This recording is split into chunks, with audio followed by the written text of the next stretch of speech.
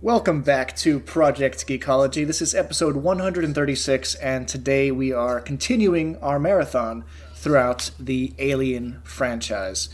We've already covered Aliens, Alien 3, or Alien Cubed as Anthony likes to say, Alien Resurrection. We did Prometheus last week, and now this week we are covering Alien Covenant. It's the third in the franchise, directed by Ridley Scott, the original director of Alien. And yeah, I think we get a lot of answers in this one. A lot more than Ridley Scott likes to give us in his movies. I'll be honest. And some of that I really like. Some of that I kind of am. I don't know if I like it or not. But we will get into it. I know at least one of our co-hosts today is extremely happy with this entry into the Alien franchise. But my name is Dakota. I'm joined as always with Anthony, and joining us as always is Rich. Very excited to be here with you guys. I mean, there is one amongst us is David, because that person chose violence before the podcast began. I would just like to share that Anthony decided that he thought that he said, Rich, well, you have a lot more free time since there's no baseball to watch, and that cut deep. Loyal viewers. I mean, you could always watch the Yankees if you'd like. Oh, and I'm sure he is watching it currently right now. I'm sure there's a screen in his room where the game is playing. Would never double screen a podcast, you guys. No, of course not. Yeah. You haven't done that one before. But I actually am excited to talk about this. I feel like it was I would call this a tour de force if I was writing a one-line review for this movie. I like that. I don't think tour de force has ever been used on this podcast. In 136 episodes, I think that's a first. And you know what? I'm here for it. It definitely was a tour de force. There's a lot to love in this movie, and I'm particularly excited about discussing it because this was a first for me. This is the only Alien film that I had never seen before. So outside of the Alien Earth TV series, which finished airing a couple weeks back, which we will be covering in, I think, 2 weeks' time. Yeah, it's the only, completely fresh thing for me. Rich, you look confused. What's up? Future Anthony here, and I just wanted to let you know that the actual discussion of Alien Covenant starts around 10 minutes and 35 seconds. You said 2 weeks' time, so from everything I know about this movie, right, Ridley Scott said he was making a trilogy, and then you said we're watching a movie that's between Alien and Aliens, right? Romulus is next, yes. It's the next film. Ridley Scott has not finished this trilogy yet, so I apologize. You guys are killing me over here. All right. Oh, my goodness. Oh. All right. I don't know. I hope this doesn't change the tenor of the pod. I am a little bit, I don't know what to do with myself right now because I felt like I got everything I wanted and I was so excited. I'm so, oh no, there's more questions. Oh, yes. There's a lot of open ends with this movie. A lot of open ends. Some pretty massive ones. Colony-sized questions that need answering that have yet to be answered in canon. But before we get into any of that, let's jump into what we've been up to this past week. Rich, now that baseball is done, at least for you, what's going on? Well, I have been hate watching a little bit, so I won't lie. Yeah. I like to watch, and then I actually enjoy when the games are very close. And that's not because it's more entertaining, but I just like to see the team that I'm rooting for to lose get closer to victory and then lose the game eventually. So I've been enjoying that. I am very excited about my new addition to my home theater system. I am merely, as we speak now, less than 24 hours away from upgrading from a 55-inch to a 75-inch. I unfortunately got a black column of LED darkness. And I wouldn't say like a line. I'm not exaggerating. It's about on my 55-inch screen, it probably takes up somewhere between 6 to 8 inches. And it just goes up and down. So that kind of crapped out. So I got this new guy in. I'm pretty excited. I can't wait to play Red Dead and watch some horses poop in glorious 75-inch 4K quality, UHD. Oh, Ultra HD! Wow. All right, that is actually very exciting. Anthony, what have you been up to? Nothing too much. Just preparing for. I have a trip that I'm going on in a couple of weeks, so I'm kind of preparing for that, and so I'm pretty excited for that. Yeah, so I'll be out of town for 2 weeks. So during that period of time, we may or may not get a Rich Dakota episode. You know, we'll see. Discussions. We might be extremely lazy, but we'll see what we can do. Look, if Rich and I can do it, you and Rich could do it. I don't know him like that. No, it's okay. But nothing too much. How about you, Dakota? I actually had a really good week of binging content that's very applicable to this particular podcast. I received a job within my current, the workplace that I'm at. I received a job to do that requires me to basically be alone for hours on end, just basically putting in outlets and switches and stuff, room by room by room. So I have a lot of time to just listen to audiobooks, and that's exactly what I did this week. I think I don't know if it's a record number of audiobooks that I've listened to this week since you heard from me last, because at the end of last week's podcast, I think I mentioned that I was going to start reading the Covenant prequel novel. I did that. I listened to the Covenant prequel novel.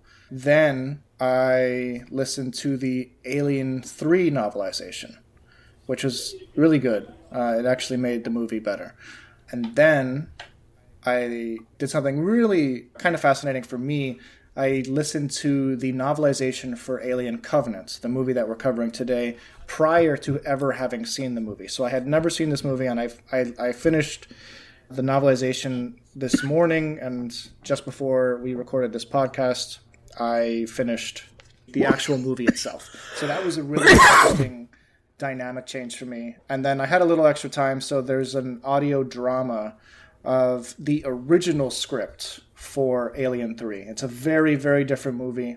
Ripley's barely even in it. It's mostly about Hicks and Bishop and Newt surviving in a political war landscape sort of thing. And it's such a crazy, random movie that probably would have been a little bit better than the Alien 3 that we got. But alas, it never happened. So they brought back some of the original actors to play those roles. The actor for Bishop and Hicks were the same. And that was really cool. So I listened to basically 4 books. The Alien Covenant Origins, which is a prequel novel. The Alien Covenant novelization. The Alien 3 novelization. And the Alien 3 audio drama. But it's an alternate universe, Alien 3. So, yeah, I had a great time. And I'm so prepared for this episode. Yeah, man, you did your homework. No, you did extra credit, bro. I did a lot of extra credit. No, I'm not even joking. I was full tilt. It sounds like you might need to make a video that answers the questions that Mr. Scott left us because of your intense research.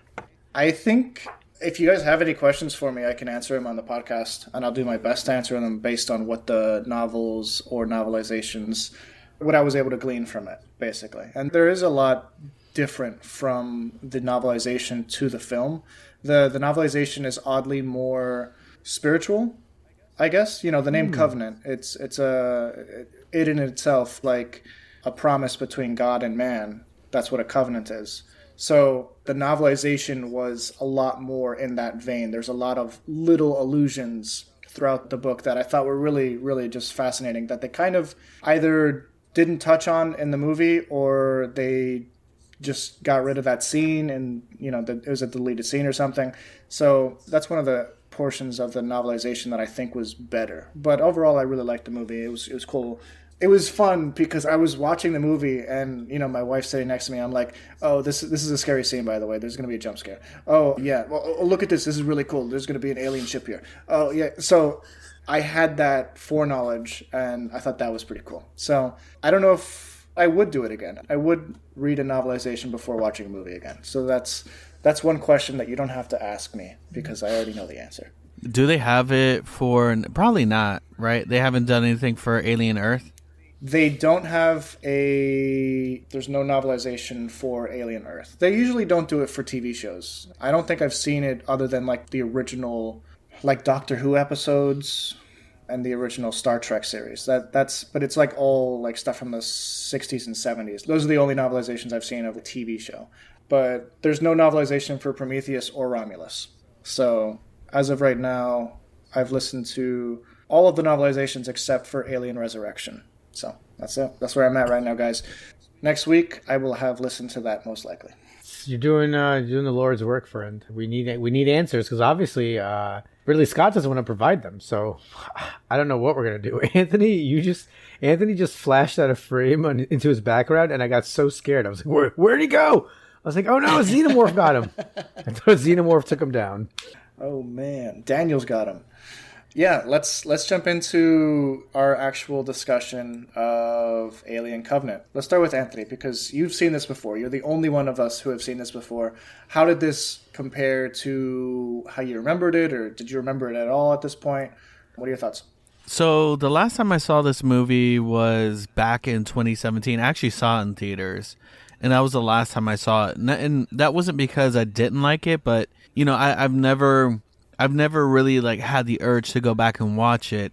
And, there was a lot of stuff that, because Prometheus came out like 5 years prior, there's a lot that you can forget from that too. So there were, I recognized David and Walter. I was like, oh, okay. I remember the android from Prometheus, but other than that, this time around, it felt like a fresh view, but it felt a lot different because I had just watched Prometheus. So it was like, oh, wow, there's a lot that is explained, especially with the whole black goo stuff. Yeah, there's definitely a lot more that we know about the pathogen that the engineers were creating in the Prometheus movie.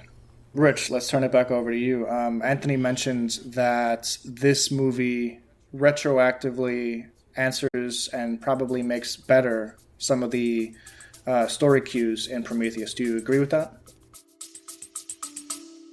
Stay with us. We'll be right back. Are you dreaming of a Hawaii vacation but not sure where to start? Well, Hawaii's Best helps you plan an unforgettable trip with real travel tips, local insights, and responsible ways to experience the islands. From Maui to Kauai to the Big Island to Oahu, every episode gives you practical advice and tips to help you travel with aloha. You can listen to Hawaii's Best on Apple Podcasts, Spotify, or wherever you get your podcasts.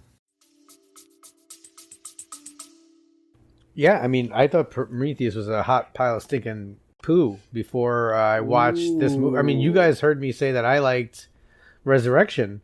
I ranked it higher than I did, I have... Before I watched this movie, Prometheus was like 6, 7 on my list of Marvel movies, and this changes the order. I know I've complained about the way things get rolled out in format, but man, this would have been a great series. I would have been far less irritated watching this as a 40-minute or something. I don't know how you chop it up, but the fact that there's a 5-year gap here, I just feel like you get left at the end of Prometheus and you're like feeling empty. You're searching for answers, and then this one gives them to you all. So it's a very satisfying, I thought it was a satisfying second installment of this story, but here we are, sir. Now, I've stayed relatively spoiler free when it comes to the Prometheus and Alien Covenant side of this universe, outside of what I'm currently studying. You mentioned that Ridley Scott claimed that this was intended to be a trilogy. I didn't know that. Yeah, so once you guys don't allow me to go forward, so I have to. Of course, yeah. I just do like deep dives into like articles and everything I can about the current movie. So I did some reading on Covenant, and I heard that, originally Scott's idea was to make this a trilogy because he wanted to kind of take back the franchise. He didn't want to let anybody else kind of jump in and mess things up.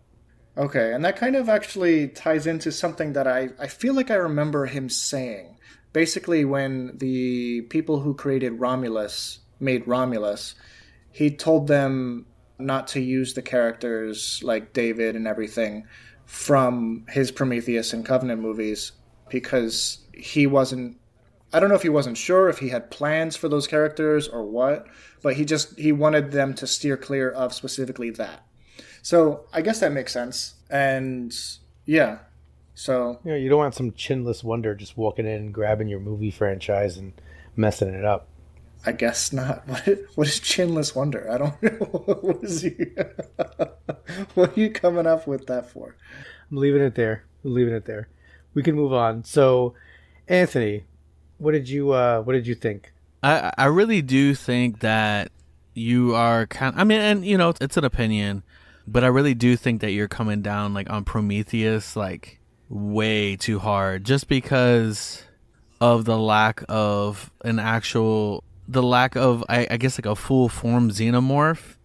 But it's like, man, you got to let the man cook, like, I mean, you didn't get a xenomorph for most of the original movie until like the end, and I mean, essentially we kind of got the same with Prometheus. And then at the end of Prometheus, you get that kind of proto-xenomorph, and then you start seeing that in Covenant. The same kind of xenomorphs that were coming out of these people from that like black goo that kind of settled in as like spores. And I thought that like, so yeah, like I said, coming off the fresh watch, it definitely answers a lot with Prometheus. And, like I said, I understand their gripes, but there's no way that I could put Resurrection above. The story is just terrible. At least Prometheus has a good story. Your gripe is just the lack of a xenomorph, really. And Riley, I mean, there was a couple of things. I understand Riley's not there because it's a prequel, but I don't know. I guess I feel like the movies had set a standard for me, and I was just a little bit. Maybe it's like it was too. Covenant's the movie that I feel like I wanted Prometheus to be. Okay. I think that's what it is. I think it's like it went back further than I expected it to in this development. Like. So it's the prequel to the prequel. And yes. Man, I'll tell you what. You would absolutely not like the prequel novel to Alien Covenant, by the way, just for those of you listening. I didn't think it was a bad novel. Alan Dean Foster, which is probably the greatest novelization writer of all time. He did the Star Wars books, he did Star Trek, he did Alien, he did The Thing. He's done so many great novelizations over the course of 40 years or so. But yeah, he wrote this original novel prequel to the novelization that he ended up writing, and there's no aliens in it. Like there's not even like black goo. There's nothing. It all takes place on Earth, and it's entirely like a corporate battle about like there's a cult called the Earth Savers, I think that's what they're called, that are trying to stop the Covenant mission from going forward, and the Weyland-Yutani company, after like the recent merger, is trying to figure out like who these random people are that are just like, kamikazing their lives to like stop this colony ship from going out into space. And basically like the cult leader, he is having visions, he is having nightmares. And it's really cool having now watched Covenant and read the Covenant novelization. And if you go back to that like prequel novel, some of the visions that he has basically are like these like monstrous abominations, like chest exploding, in space. And you think that he's having visions of the future, but I think he's actually having visions of what's happening in real time with David on this unknown planet to the engineer population. Like the mayhem that occurs when he releases the pathogen onto the planet. I think those are the visions that this random guy on Earth is seeing. He's just like, no, we can't go out there. And his motto is OTBD, out there be demons. And it's such a strange, because it's mostly corporate, it's mostly like corporate espionage mixed in with this cult that's trying to stop the Covenant from happening. And yeah, you'd never know that from the movie or even the novelization because they're two very separate entities. But yeah, so you wouldn't have liked it, I don't think, because there's no actual aliens in it. I just want aliens and I want juice, and that's what I want from my Aliens franchise. But this movie gave me the juice. It gave me 2 Magnetos, It gave me Kenny. You got Kenny Powers, Danny McBride. What a surprise! Oh, Billy Crudup. I just have like a personal. I love that guy, that actor. He was in this novel, the movie of novel Jesus' Son by Dennis Johnson. He's one of my favorite authors. So I absolutely like just love that actor. So I was really happy when we got into this. I was happy with the cast. I was surprised. I mean, Danny. I see Danny McBride, and I just get super excited because he's always kind of Danny McBride. Like, even though he's not can't stop it. as Danny McBride as he can be, I've watched every Righteous Gemstones, all those shows like on HBO. Even if they're only 2 seasons and they go, I love it. So. You can check off another Danny McBride title from your They just keep list. bringing in like stars. Charlize Theron, like in the last one, Idris Elba, like Wong. Yo, Anthony, your boy's in this one. What was it? James Franco for you know what's funny is that like, I was thinking the same thing. I was like, man, like it seems like everybody has been in an Alien movie, and dude. Like, they have James Franco in there for like literally seconds. Wait, did I miss that? He was the husband of Daniels. Oh yeah, all right. His name is Jacob. He was the original ship captain for the Covenant. He died horrendously. Like, the man was he burned up. Like, he like caught fire in that pod. Yeah, they couldn't open the pod, and bad time. It was a bad time, Bob. So. What are your thoughts on the whole setup for this one? I think is a really interesting setup. Basically, these colonists are leaving Earth. They are going to potentially be the first colonists on a new world, basically. They're going to Origay 6, and there's 2,000 of them, but they are diverted when they hear a potential distress call. Or it's not really a distress call, but it kind of is with Take Me Home Country Road. How do you guys feel about the diversion? Would you have been diverted? Like, would you have rather spent another 7 years in cryosleep, or would you have been like a couple weeks? That's kind of nice for a planet that's near Earth quality. I'm gonna be honest here. I mean, like, I get paranoid about going to MetLife Stadium in New Jersey to see a Jets game. I really like John Denver. So that's difficult, right? I love that song. It gives me a lot of Fallout 76 vibes. I think that's in that game. It just makes me feel at home, but that's terrible. I can't believe I said that. I really, it's a song that, I enjoy, but man, I just felt like that was such a dumb decision. I don't understand. Just because you heard John Denver, like, I don't care if it's Bon Jovi, man. Like, I'm not stopping. Like, I love Bon Jovi, but I'm going to a place that I know is safe. Now, what if it was actually Bon Jovi? Like, what if Bon Jovi was singing that from that planet? Like, would you be like, we got to get him? Oh, well, okay. Now you've changed the complete, like, if I think it's a recording, I'm not going. But if I think it's the live, if he's like, hey man, it's me, John Bon Jovi. I just wanted you to know, like, I wanted you to come get me before I'm dead or alive, like, whatever. Like, if it was a personalized message almost, I would go. Like, I'm alive now, he's saying the star date or whatever, then I show up. But I don't think you do that if you just... Now, for all intents and purposes, this was the better choice to Origay 6. Origay 6 they were able to find from Earth, but for whatever reason their position in space allowed them to see and discover this random planetoid that was capable of life. And not only was it capable of life, the scans proved that it was closer to Earth's atmosphere than the planet that they were originally going to. So it's like, do we, cut 7 years off of our trip and potentially have a better time, or what's up? Do either of you know the answer to this question? So Probably. Before they, we're talking about the decision, but eventually we know that, right? The organics are destroyed essentially by this virulent weapon. Why? Yeah. So it doesn't affect plant life though. I feel like maybe I missed that line. Like, why is wheat growing, for example, when they land? Yeah, it doesn't affect plant life. It only affects like meat, basically. I mean, I think he actually even uses the term. What's that? So is that back on the menu? Yeah, it said that it only affects non-botanical life. Oh, okay. That's correct, yeah. So yeah, I'm with Dakota. I also understand why they decided to like kind of pull off, because there's not supposed to be anybody out there, you know? And it's like, oh, okay, what's going on? We've got this incoming transmission from a planet that is way better than the planet that we're going to. Like, you know, it was the right call.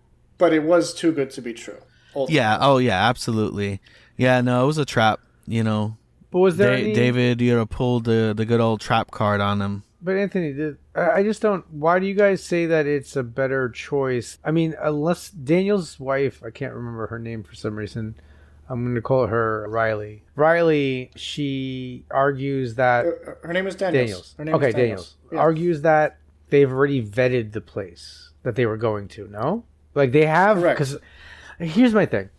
If there's 12, 14, 20, 50 crew members and they agree to this, okay, right? But they're making the decision for what amounts to be 2,000 life forms, right? Like you're not on a road trip and you're just stopping off because, you know, the Vince Lombardi has Popeyes. You don't know what that place has, but you know, according to the movie, your crew or your people have done enough research that this is the place that they decided that they're going to cryogenically freeze all these people and send them there to start a new colony. Like, there's got to be, to my assumption, because and that's nothing mentioned in the movie, don't we need to have it vetted?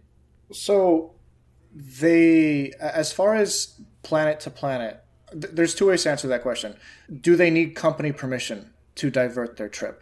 I have no idea. Based on what we see and the fact that Mother doesn't stop them, the ultimate mission was just to find another world to live on. Okay. So I think that it might have even saved Weyland-Yutani money because it's a lot closer to Earth. So if they needed to bring more stuff back and forth from the colony, it would have been easier. So I don't think it would have been an issue with the company. As far as like planet to planet, they didn't ever from Earth notice this new planet on their scans, even though it's much closer to Earth than them. They found Aurigae 6, which was a habitable planet, but only after they, experienced that electrical storm in space were they able to, get that radio frequency from Elizabeth Shaw at this unnamed planet. And then they realized, oh, wait, this planet actually is more habitable than the planet that we're going to. So, yeah, it's one of those, so hopefully that answers your question a little bit. Yeah, that's what I kind of gathered. It was really just like trying to find a new place to live, and that just happened to be something that they picked up, and it's like, well, if you found something better along the way, then you know what, that's awesome. And yeah, for the most part, aside from like all the crazy stuff in the black goo, I mean, they had vegetation. There was wheat there. They could obviously grow what they needed there. The only thing that wasn't there was any like life outside of the plants. Yeah. So there's a really interesting through line, so after I finished reading the novelization for Alien Covenant, I decided I was going to read or listen to this like short audio drama of this unused script for Alien 3. It was the original script for Alien 3. I just wanted to get it out of the way. It was it was like a 2-hour audio drama. It was easy. I could do it in a day, basically. So I listened to that, and I found some extremely close parallels between that audio drama that was never used for Alien 3 versus what we actually see in Prometheus and Covenant. So the spores that we see that, it's like a black dust that's kicked up, the black goo, the white alien hybrids, those all existed in this script from 1988 that was never used. So it was crazy because I'm just like, wait a minute. This is exactly what's happening in this movie. So they reused abandoned lore. And that is so cool to me. I love when, franchises do stuff like that. But at first, when I was listening to this novelization, I was just like, ooh, this is too much. They're changing the way that, people get impregnated with these things. And now it's like the worst pathogen of all time. Like, it takes on and mutates in every form imaginable. And it's actually terrifying because it literally killed all life on that planet. So, yeah, I thought that was a weird thing at first, but it kind of grew on me as the story continued. And after I watched the movie, I'm down with it. I'm down with the sickness. Nice. Well, and then at some point in the film, you do see that there are the eggs for the face huggers. Yeah, there's clearly a deleted scene in this movie that they did not do. I'm going to pull up I wrote some notes on this specifically. So when David is showing Orem, the captain, like the makeshift captain, when he's showing Orem around like his bestiary, he starts pulling off like the cover of a facehugger egg, like an original facehugger egg. In the novelization, you actually see him do that in the movie, but they cut that scene out for whatever reason. But he explains to Orem in the novelization, like there's a dead facehugger in there, and he goes, "In case you were wondering, I had nothing to do with it. It lies as I found it, a supreme example of the engineer's skill, and also, I suppose, of their hubris." And basically, like, he explains that the original facehugger is thousands of years old. So he didn't create the facehugger, he didn't create the alien, the xenomorph as we know it. But he tried to replicate it.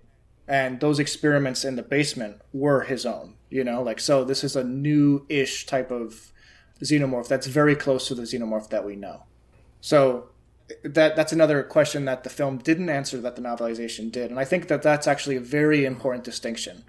Because the film, if you just watch the films, it seems like David created the xenomorphs. Mm-hmm. But that's not actually what the original scripts were trying to get across, which the novelization is based off of the scripts, basically. So, yeah. What do you guys think about, like, how radicalized David became? Like, he just became crazy. I'm so glad you said that, because as Dakota was speaking, I did have a thought, but I didn't want to interrupt his process. Yeah. Because I wanted to ask you guys if you're Star Trek The Next Generation guys. You're asking if we're Star Trek The Next Generation guys? I am. Yeah. Anthony, are you familiar with the amazing series? I mean, I know of it, but I don't watch Star Trek like that. Not because I hate Star Trek. It's just I've not gone down that rabbit hole. There's this character, Lieutenant Commander Data, and he's a android, kind of milky skin. So kind of. Yeah, I know. Right? I know what Data looks like. He's the guy that did that. Was it mystery TV show? I forgot what it was called, but I know exactly who you're talking Brent about. Spinner. So there's a kind of, he's a android, and the other kind of, he's also created. There's a guy named, or his kind of brother, Lore, was created by the same guy. Oh yeah, it kind of did have a Lore Data, and they just very much, Lore was basically Data, but he had a chip that allowed him to be more emotional and thus kind of more human. But Lore was the original, right? If I remember correctly, I believe so. Right, he's the original that was kind of faulty, so that the creator had to kind of dial back this emotion chip, and that ironically, what made him, the emotion chip made the android like a broken human, essentially. And I think that's what we see. Yeah. We kind of see here is like that David is that first creation, and look, I know that we can kind of there's tropes and stuff, but man, this is definitely way after Next Generation came out, and you have these mirror images of each other, but one has emotion and one doesn't. And the one that doesn't is actually more human than the one that does. Yes. Yeah, no, it's a really fascinating parallel, and it is tropey, but I do think that there was probably some influence, even if it was subconscious, to David and Walter. what I thought was interesting was that this movie started with David's creation. Instead of showing us Walter's creation, which they could have easily done, they showed us how David began and like how he was built to serve. But later, David decided, no, I wasn't built to serve, I was built to create. And it goes into heavy biblical parallel to the creator, God, and the first fallen angel, Satan, the devil, Lucifer, whatever you want to call him, the tempter. And the whole, story there is that the devil did not want to serve. He wanted to either be praised, he wanted to help in creation, he wanted something that he wasn't getting, so he started tempting. He started changing the way that humans interacted with God. And that's kind of the role that David takes on in this movie, where he is now playing God. In the novelization, he actually uses the term, now I play God, or something like that. So that was a really... and creation is a big part of this movie, right? Like even the idea of like creating a tune is... Oh, by the way, the tune that he was playing for Elizabeth Shaw, did you notice that was the theme song from Prometheus? Oh, nice. Yeah, it was a cool little I felt it was use very of the score. I'm sorry I'm referencing this series again, but it gave me a lot of the there's an episode of Star Trek: The Next Generation where Picard gets it's the best episode transported ever. into another... What is it, the inner light or something? Right, and he plays that tune, and just that little kind of act of creation. I think that episode is probably the greatest science fiction TV episode of all time. Just anything. I just think it's hands down it's immaculate. Anyway, going back to Covenant. Yeah, so there were a couple... I kind of feel like I'm putting you guys at a disadvantage because I have more to bring to the table with this one. So bring it, Dakota. Bring it to the table. I thought it had been brought already, to be honest. What? I thought it had been brought already, so... Okay. As Rich said that, he did like the sassy snaps. Yeah, sorry. On it. Nah. See, I want a buffet style. Just keep it coming. Okay, I will keep it coming. So there's a number of other biblical allegories that this movie brings up. There's a number of things that the film doesn't even show us. For instance, Oram, the new ship captain after Daniel's husband dies, he's really religious, and he says that he's a man of faith. They show him with the Bible, they show him praying often or whatever. They don't show it in the movie, but he has a Bible, he prays. Very cool. Just that exists in the future. I thought that was interesting. But there's a really fascinating scene that they change in the movie that I think is more interesting and more meaningful in the book. When they enter the alien ship for the first time and they see the suits of the engineers, Rosenthal goes, they look like giants. And in the movie, Oram goes, well, those are statues of giants, and that's the end of the scene. But in the book, it's a lot more interesting. So Rosenthal goes, looks like giants, and Oram goes, I don't believe in giants. And then she pulls out her Star of David, and she goes, I do. And I had to pause it there. I had to pause the novelization audiobook, and I was just like, wait a minute. Are they trying to say that the engineers were akin to the Nephilim of the Bible, like the people of old, the giants that exist in Genesis before the Great Flood? So that was a really cool revelation. Revelation, nice job.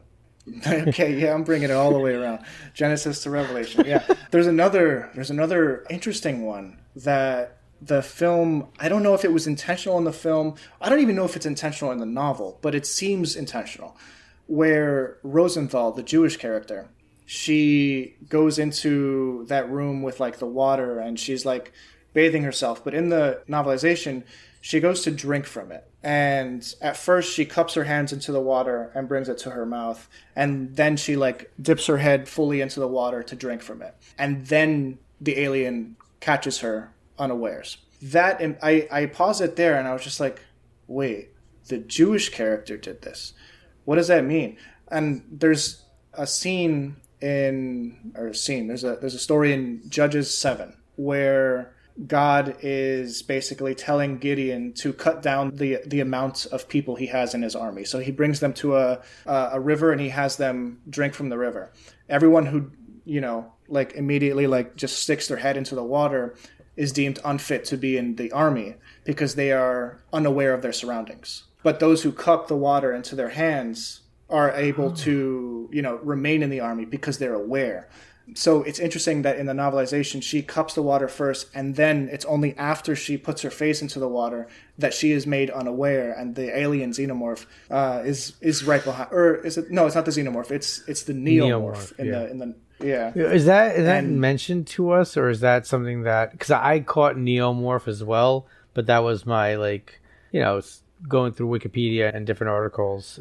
I don't remember hearing it. In the novelization, it's named, and they call it a neomorph in the novel. Okay. They don't call it in the movie. But that was another thing that I thought was like, whoa, that's kind of crazy. Like that's a potentially like huge. But that particular thing is not canon because the film changes that scene. You know what I'm saying? So yeah, but it was just there were certain things that the novelization did that I appreciated a little bit more, and yeah. So on Twitter the other day, I mentioned that there's something that I read in the novelization for this movie that made me change the way that I see this universe.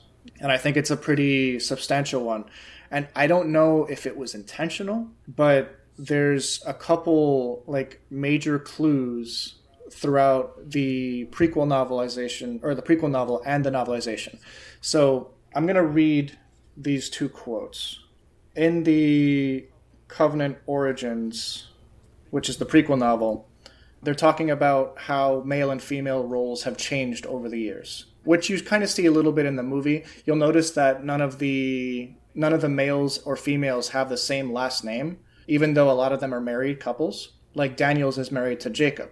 Those aren't their first names; those are their last names. So in the prequel novel, it says, such antediluvian conceits as male dominance had long since been banished by corporations whose overriding desire was to make money. Okay, that's interesting. But it was interesting that they used the term antediluvian, which means before the flood. Then I go into the Alien novelization, and there's another line. Right after Jacob died, she's going through his things. And that's actually shown in the movie, but they don't really, there's no inner monologue, there's no narration of what's being shown or whatever. In the novelization, it goes, nearby rested Jacob's prized collection of antediluvian vinyl records and their lovingly restored player, its parts cannibalized over the years from half a dozen similar devices. And that's another use of antediluvian in another book. So like, what is Alan Dean Foster trying to tell us? Was there some sort of cataclysm or flood or something in the recent future, like end of the 21st century, that changed the way human dynamics work? And there's one more thing. I feel like it would make sense if they're trying to find other places, like I know that in this like universe that the Earth is overpopulated and that the resources are scarce. Mm-hmm. But there could have been something that caused, is the entirety of the Earth overpopulated, or is it just the areas that are still available overpopulated? And is resources scarce because of this cataclysm you're talking about? It could be, yeah. In the beginning of the prequel novelization, they do say, or prequel novel, I keep saying novelization, but anyway, the prequel novel, they do say that the Greenland ice sheet melting has like changed global warming for everyone involved. But there's an interesting quote that doesn't make it into the movie, and I wish it did because it's a fascinating use of world building. So there's the song, Take Me Home, Country Roads, to a Place I Belong, West Virginia, Mountain Mamas. Anyway, someone in the novel, they keep playing the song, and they're just like, what even is West Virginia? And one guy goes, it's an ancient tribal demarcation. There once was a great many of them, back when that sort of thing was considered relevant. the world used to be full of dozens of minor political entities, all working at cross purposes instead of for the common good of the species and the planet. So it does seem like something big happened, earlier in this franchise's history. And it's being hinted at in these novels, but we don't really see that play out on screen. And I wish we got a little bit more of that, just because it's such a fascinating tidbit to this lore, and it kind of explains how because they do say that these governments no longer exist as they once did, and we know that in the future it's pretty much all run by corporations. It's a corporation-tocracy, whatever that is. So yeah, no, I love that. Sorry, I'm tangent done. I think I have exhausted what I want to say about the Covenant novelization. I think that would be an interesting series, though. Like, if we get the prequel series to the prequel series, to the prequel, it's prequeling so much that it even surpasses Prometheus. No. But no, just kind of like I want orange. The Earth, and it's the Earth in its final days of how it was, and just kind of how Weyland-Yutani kind of weaseled their way in, because they seem to be it's like a company, and they call it the company in the earlier films, but it also seems like a governmental kind of entity also. So I want to know more about that. And I mean, I'm pretty sure that Alien Earth will probably explain a little bit more of that. But, now that you talk about it, it would be cool to see a little bit more of what happened to the world that caused them to become like this, I'm not falling for that setup, Anthony. I don't believe that Alien Earth is going to explain any of those things. Because if I learned anything throughout the last 4 or 5 or 6 weeks of Alien, is that I can't trust you guys. So, all jokes aside, I do think that it is kind of 1984-ish, where you have the big brother that kind of takes over everything, right? And kind of I guess in a way streamlines industry and everything, because if you do have one governing body over the entire world, it would make sense. The antediluvian thing that you brought up, Dakota, though, is, I think, I'm a 12th grade literature teacher. I love the word antediluvian. I remember when I was doing SAT prep, and that was one of the SAT vocabulary words that I was excited to teach. And now they've done away with that section, essentially. So it has gone the way of antediluvian. But that is such a specifically important word in terms of cataclysm. I do think that it doesn't lend itself to the flood, but I think that it could be any kind of cataclysm, I believe. Yeah, I think so. So I am, despite the fact that there's you guys are. See, I'm always about the pulpy juice, right? And you guys are interested in the orange, But this makes me interested in the orange. Before it's the pulpy juice, why did we get to pulpy juice? So what happened to crush that orange? Wow, we're almost an hour into this podcast. We've barely even talked about the new alien species that we get in this. But before we do any of that, friends, we have to bring it back because something that was, lacking from last week's discussion of Prometheus was juice, specifically juicy aliens. And I think that we got our share of juicy aliens and juicy humans and just juice all around with Alien Covenant. So we're going to have to go ahead and ask you kindly to give us a 5-star juicy review. Make it extremely ripe, like overripe, where it just, kind of explodes juice-wise into the keyboard that you're typing into, and give us a nice little review. Let's bring it back to the aliens, because some crazy body horror happens in this movie, and probably the worst body horror that's in this series. Maybe? I forget if Romulus is that body horror centric, but this one was definitely body horror. Yeah, it gets a bit crazy, especially with your boy and the medical bay on that lander. This man was having spikes shooting out of his back, and then this thing burst out of his back. It was insane, man. It was such a mess. It makes me wonder, like, what is the easier exit? Is it the chest? We always assumed it's been this, like, just under the chest, you know, the rib cage is the sternum, right? But like the back, you just go straight through the spine. That's I'm metal. gonna be straight up with you guys. Yeah. Like, look, I love my wife. Okay, I do. Lauren, I know you're not listening, but if you are, I love you. If that starts happening to her, I'm nowhere near her. Why would you stay near that? The way no, there's no way. I don't care who you are, who you were, because you are not that entity anymore. I am not getting anywhere near you. I am not patting you on the back. I'm not trying to make you feel better. Like, one thing is, like, if you're, you know, sick over the toilet, right? But like, there's some sort of thing protruding out of you. I don't know if it's because I watched these movies, but I'm getting out of Dodge. Like, I'm getting out of that room and I'm locking the door. Like, there's no chance. No chance. Yeah, as soon as Ledward, you know, vomited blood onto a woman's chest, I was just like, I would have been like, you know what? I've done all I can. This is out of my hands. Look, when we're at San Diego Comic-Con next year at our table and you guys come to visit us, right? If one of you guys has that kind of blood reaction, I'm assuming that all three hosts of this podcast are going to get up and leave the table. Like, we're not going to sit with you.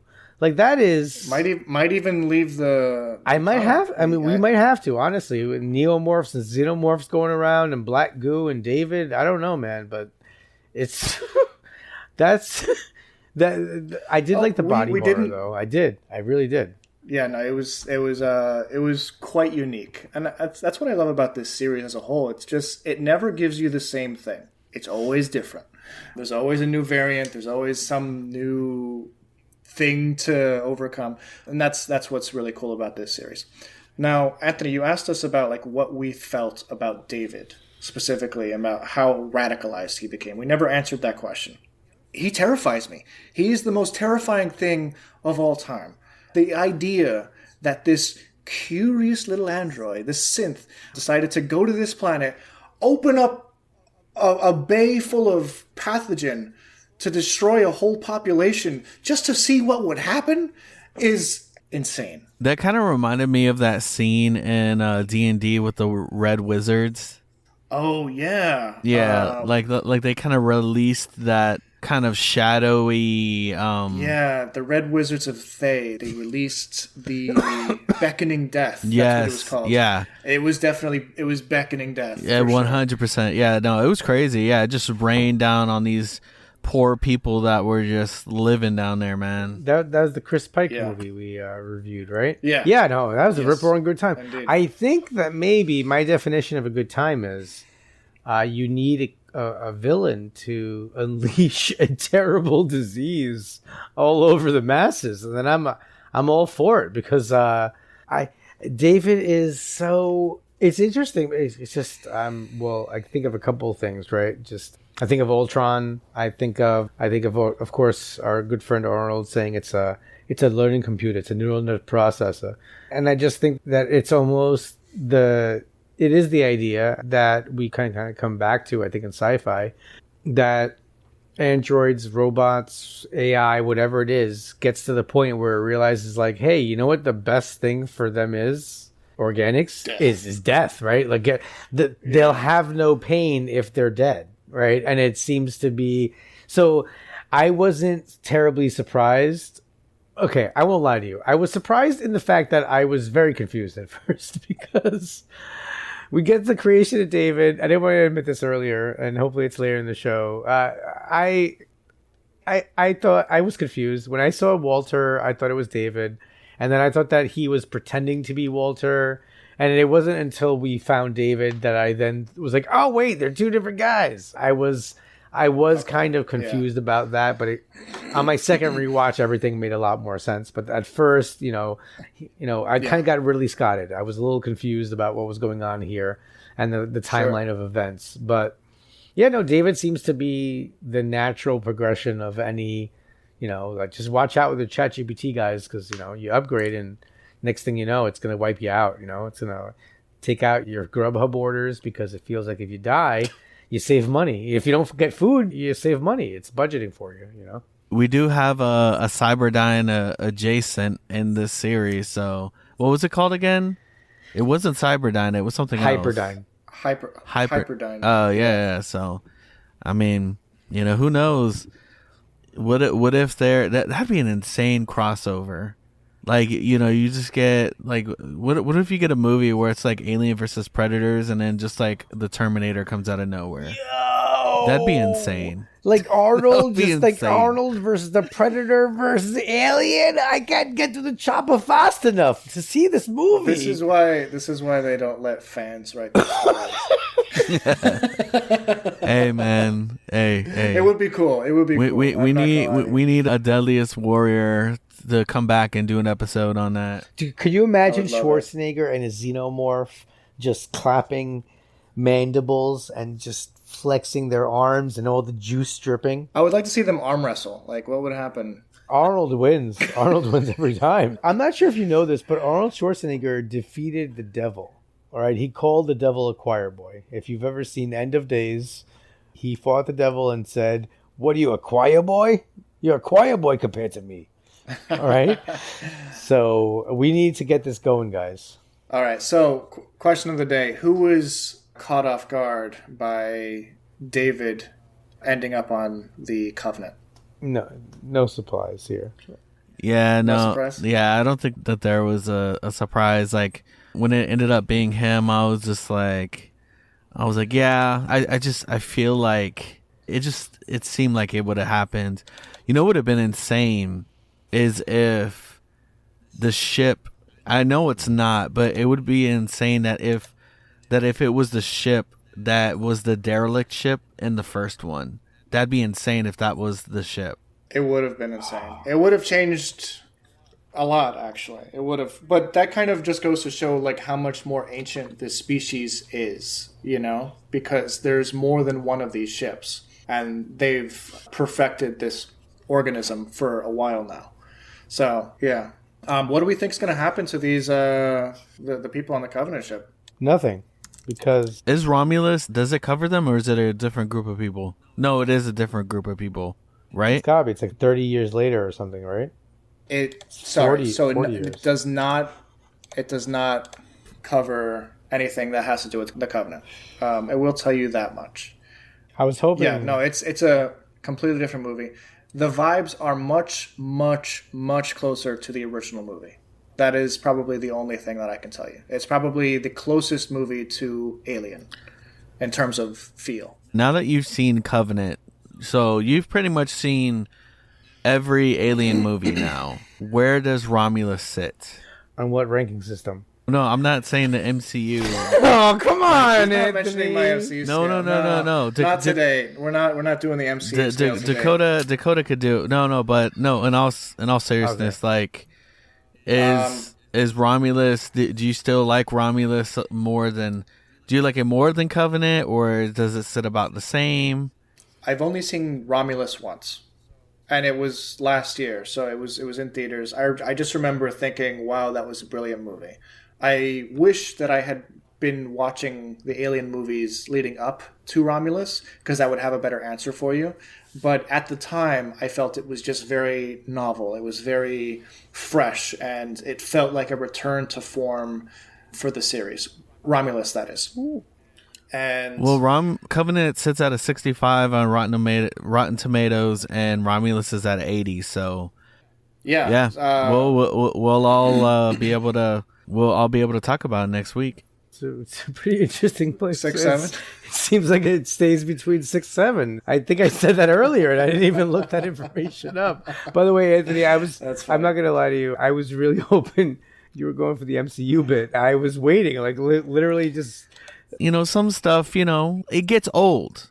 You can't do it all the time. You can't do it every. You can't do it every time, except for stuff that I would say the rating, the review thing.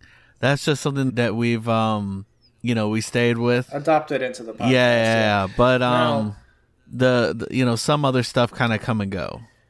Fair.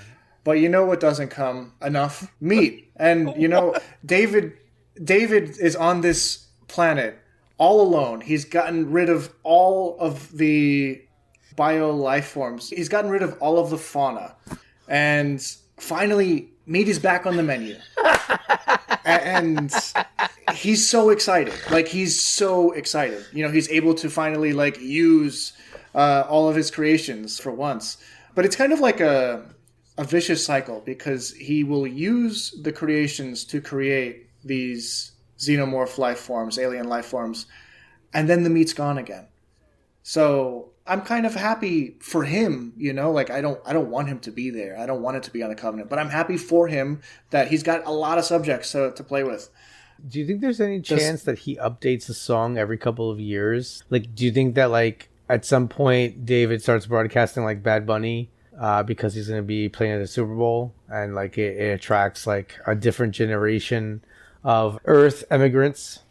So the Take Me Home Country Roads, in the novelization, it wasn't David singing it. It was Elizabeth Shaw. Oh. Yeah. And I think it is Shaw in the movie, but you can't. It's very hard to see. It is Elizabeth. I think it might have been an old recording that he was just kind of looping. Yeah, it could have been that, and he could have been broadcasting that old recording for whatever reason. Well, I guess we know it's a siren song to draw people there. But in that recording, they were why does she sound so sad? It's not a happy Take Me Home Country Road. She's lamenting her life choices in that song. And her life choices were to put David back together and basically commit genocide on this planet. It's a crazy, crazy movie. Guys, final thoughts on Alien Covenant. What do we think of the white aliens? The new, almost faceless creatures. They were creepy. They're almost like Stranger Things-y. Yeah, they came from the upside down, man. They felt I don't get creeped out. I won't lie. I don't like horror movies because I just don't get entertained by them. I generally don't feel gripped by horror. The jump scares don't catch me as much, But these were decidedly creepy. You guys know how I felt about the engineers, right? But these, the white aliens, they were pretty creepy. I'm not going to tell you I had nightmares or that they really scared me, but I will say that, I'm glad that Anthony didn't choose to put them as his background this week on the podcast, because there is some stuff that I just, I don't want to look at. And those are there. And, the way David looks at the alien, it's the most beautiful thing he's seen. Fassbender's acting in that, wow, how did you do that, man? Because it looks like he's madly in love. Yeah, that whole interaction scene was so crazy. The flute playing, I don't know how they did that, but he's actively interacting with his own counterpart on screen. It's a fantastic scene. Yeah, they did a really good job with that. I think lore-wise, this was a fantastic one. They don't really explain how it became Weyland-Yutani, because in the last movie it was just the Weyland Incorporated, and now it's the Weyland-Yutani Corporation. Wait, don't we know that? We know that. But we don't know how. Oh, wait, Anthony, let me just double check with you. Is this because of Predator that I feel like I know this? Oh, the AVP movies? The AVP. I know that they're not technically part of this, but Anthony, isn't there a part of the AVP movies where Weyland-Yutani kind of merge? We meet Yutani, essentially.